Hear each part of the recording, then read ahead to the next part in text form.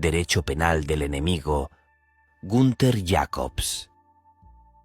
Günther Jacobs, jurista alemán de finales del siglo XX y comienzos del XXI, introduce el concepto de derecho penal del enemigo para describir una forma de derecho penal que, a diferencia del derecho penal tradicional, no está dirigido a individuos como ciudadanos, sino a personas consideradas peligrosas que atentan de manera radical contra el orden social. Este planteamiento se inspira en la distinción entre ciudadanos y enemigos, ya presente en la tradición jurídica y política europea, pero Jacobs lo sistematiza dentro de un marco teórico que busca explicar la dinámica de las políticas criminales contemporáneas. En el derecho penal clásico, el individuo es considerado un ciudadano sujeto de derechos y obligaciones.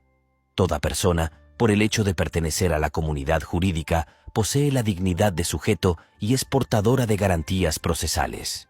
El castigo se justifica como una reacción ante la infracción de las normas, con la finalidad de reafirmar el orden jurídico y reeducar al infractor. Por ejemplo, en el hurto o en el homicidio doloso, el derecho penal tradicional busca restablecer el orden social violado, siempre bajo el reconocimiento de la dignidad y los derechos del delincuente. Sin embargo, Jacobs observa que en situaciones extremas, como el terrorismo, el crimen organizado o la delincuencia grave y reiterada, el Estado suele adoptar una lógica diferente, tratando al delincuente como enemigo, es decir, como un individuo que ha roto de forma radical con el orden jurídico y que se coloca fuera de la comunidad de ciudadanos. Jacobs parte de la idea de que el derecho penal, en su forma originaria, surge como un instrumento de protección del orden social y de garantía de la vigencia de las normas. Pero ante determinadas amenazas, como la criminalidad organizada o el terrorismo internacional, el Estado se ve obligado a anticipar la intervención penal y a limitar las garantías procesales, lo que transforma el derecho penal en un instrumento de defensa de la seguridad colectiva. En este contexto, Jacobs introduce la categoría de enemigo como aquel individuo que, mediante sus acciones, muestra una voluntad de ruptura con la comunidad jurídica y que no acepta las reglas de la convivencia social. El enemigo, según Jacobs, no es un sujeto de derecho pleno, sino un portador de riesgo. Por ejemplo, un terrorista que planea atentados masivos no puede ser tratado de la misma forma que un ciudadano que comete un hurto. En el primer caso se justifica un adelantamiento de la punibilidad, castigar la tentativa, el acto preparatorio o incluso la pertenencia a una organización, y la restricción de garantías procesales como la presunción de inocencia o el derecho a la defensa plena. El enemigo es, en palabras de Jacobs, un no persona en el sentido jurídico. Un individuo cuya conducta demuestra que no reconoce la vigencia del derecho y que, por tanto, debe ser neutralizado como amenaza. Jacobs establece una diferencia fundamental entre el derecho penal del ciudadano y el derecho penal del enemigo. El primero protege los derechos individuales y respeta las garantías procesales propias de un Estado de derecho. Por ejemplo, el derecho a un juicio justo, la presunción de inocencia y la proporcionalidad de la pena son elementos esenciales en este modelo. El delincuente, aunque haya violado la ley, sigue siendo un miembro de la comunidad jurídica y, por tanto, se le debe tratar como un ciudadano. En cambio, el derecho penal del enemigo se orienta a la neutralización de la amenaza.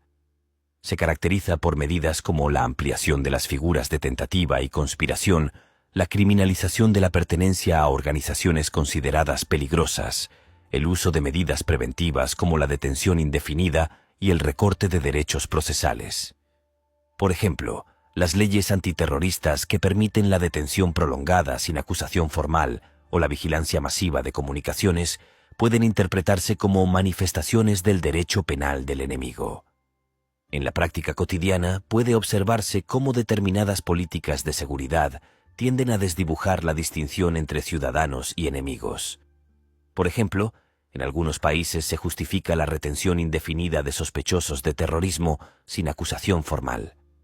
También la vigilancia masiva de las comunicaciones puede interpretarse como una medida preventiva que trata a los individuos como posibles enemigos antes de que hayan cometido un delito.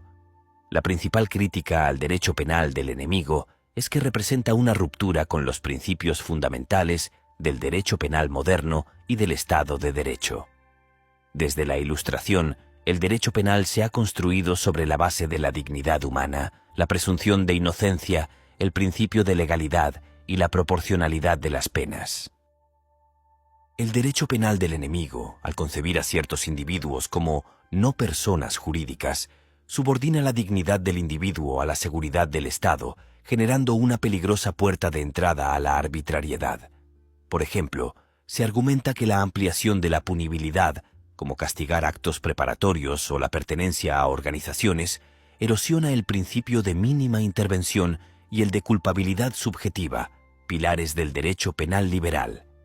En lugar de castigar hechos concretos y probados, el derecho penal del enemigo se enfoca en la peligrosidad del individuo y su supuesta predisposición a delinquir, desplazando así el enfoque de la conducta al autor.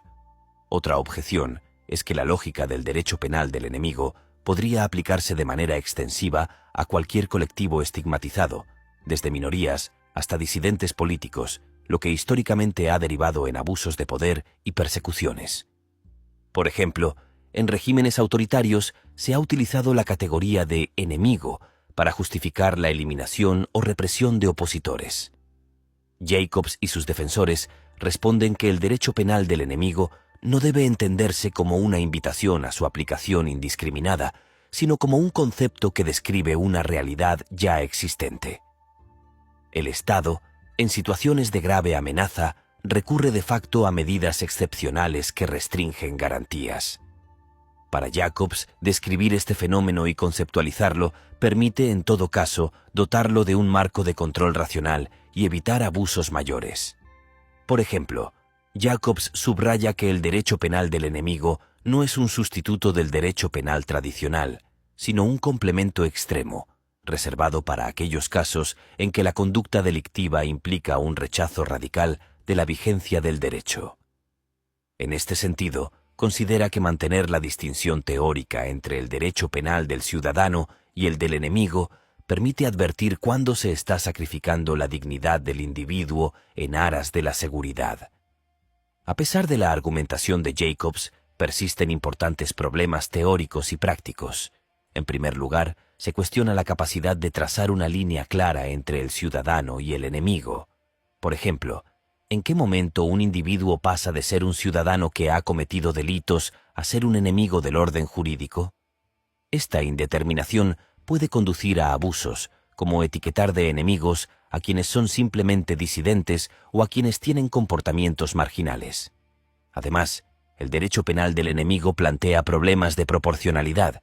Al priorizar la seguridad, se corre el riesgo de imponer penas desproporcionadas o aplicar medidas restrictivas antes de que exista un delito consumado. Por ejemplo, la criminalización de la mera pertenencia a una organización considerada terrorista puede implicar un castigo anticipado, lo que desafía la presunción de inocencia. En la práctica también surgen tensiones con los derechos humanos. Organismos internacionales han advertido sobre la necesidad de mantener las garantías procesales, incluso en contextos de grave criminalidad. Por ejemplo, la detención indefinida sin acusación formal o el uso de tribunales especiales han sido criticados como incompatibles con el derecho a un juicio justo. En la vida cotidiana, se observa cómo el discurso de seguridad ha influido en la política criminal. Por ejemplo, tras atentados terroristas, algunos estados han implementado leyes que permiten detenciones preventivas o la limitación de derechos de defensa para ciertos sospechosos. En estos casos, el discurso de la peligrosidad se impone sobre el principio de culpabilidad, evidenciando cómo la categoría de enemigo puede permear la legislación ordinaria. El derecho penal del enemigo pone de manifiesto la tensión entre seguridad y libertad en el Estado moderno. Su conceptualización ha permitido advertir la existencia de medidas de excepción que, si bien pueden ser necesarias en casos extremos, requieren un escrutinio riguroso para evitar la erosión de las garantías individuales. El debate sigue abierto. ¿Cómo proteger eficazmente a la sociedad sin convertir al derecho penal en un instrumento de represión indiscriminada? Lecturas recomendadas. Gunther Jacobs, Derecho penal del enemigo. Carl Schmitt, El concepto de lo político. Luigi Ferrajoli, Derecho y razón. Teoría del garantismo penal. Zaffaroni, Derecho Penal, Parte General.